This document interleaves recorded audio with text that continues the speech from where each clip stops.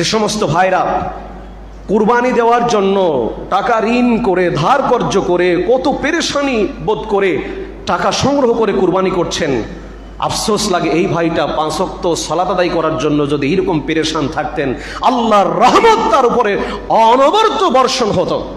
কিন্তু কুরবানি করার জন্য যেমন উদ্গ্রীব উৎসাহী, সালাত আদায় করার জন্য তেমনটা নয়। তার মানে বোঝা যাচ্ছে ওই বেচারা নগদে বিশ্বাসী, কারণ কুরবানি করলে গোশত খাওয়া যায়। ভাই দুনিয়াতে আর কি গোশত খাবেন? 5 ওয়াক্ত সালাত করলে জান্নাতে গেলে ওয়ালাকুম ফিহা মা তাশতাহি আনফুসুকুম, আল্লাহ বলছেন তোমার যা চাই তুমি তাই হবে জান্নাতের ভিতরে। সুবহানাল্লাহ।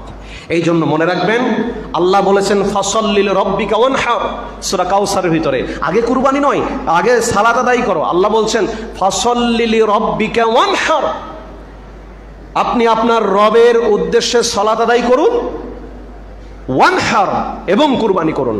আগে সালাত তারপরে কুরবানি। যার সালাত নাই তার কুরবানি নাই।